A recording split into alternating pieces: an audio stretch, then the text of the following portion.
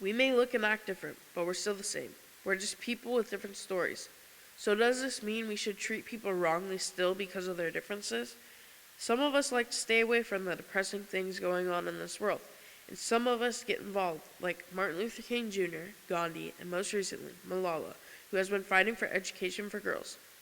Today there are still people being treated unfairly, maybe not in the exact way that they were years ago, but still, unequally.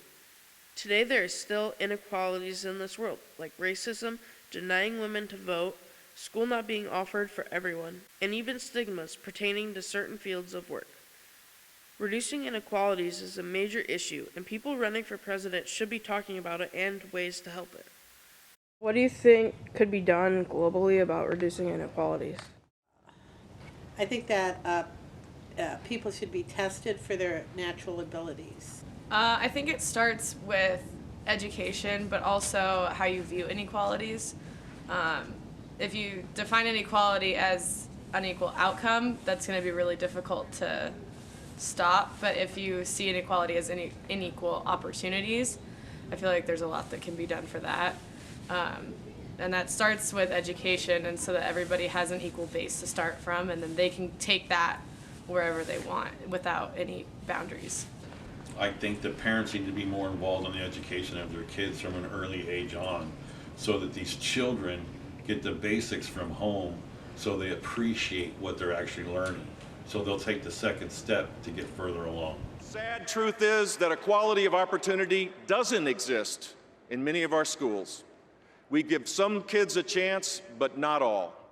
So there's 3 countries still that women can't vote. What do you think can make it where there's 0?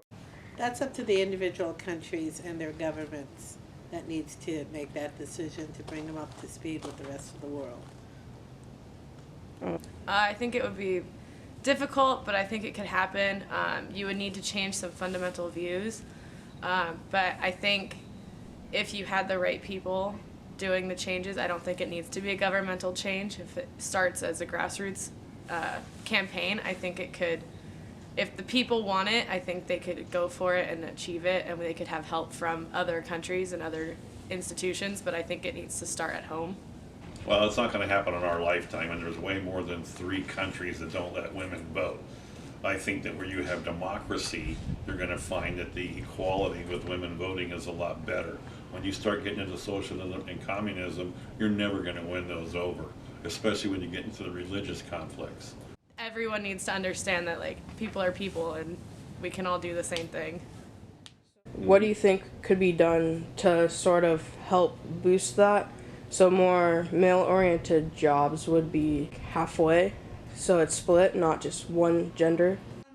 Being born in the 50s where women were more inclined to stay home and raise the families and stuff, I feel that if a woman wants to be equal to a man's job, then she needs to bring herself up to that standard.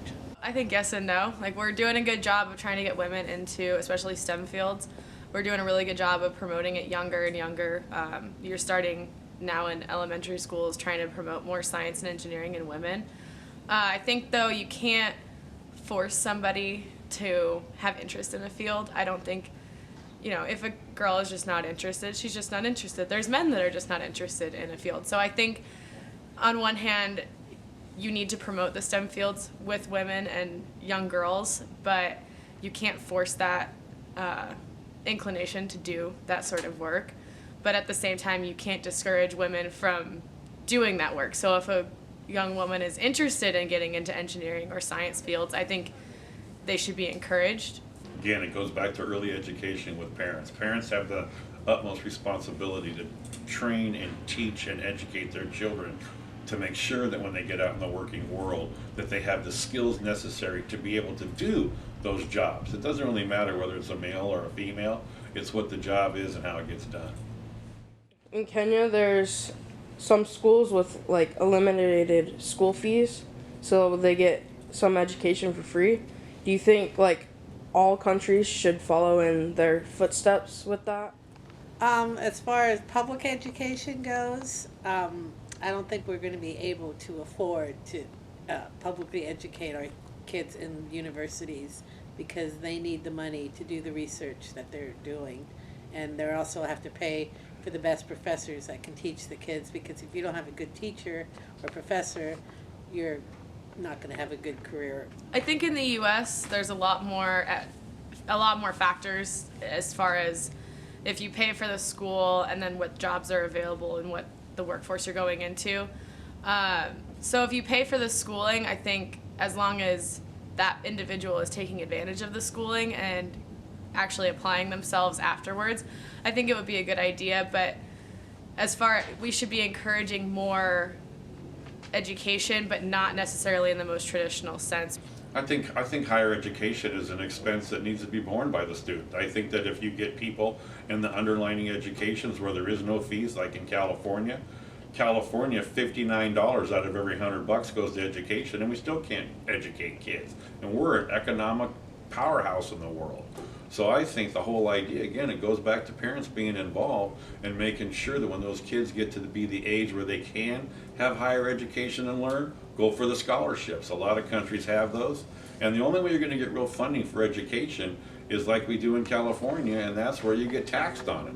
Because the future is the kids, but we need to make sure that they're getting the proper education at the lower levels and lower College grades. Compact, no student should have to borrow to pay tuition at a public college or university. So, since you were a former politician and all that, why do you think the presidential candidates try to stay away from issues like this?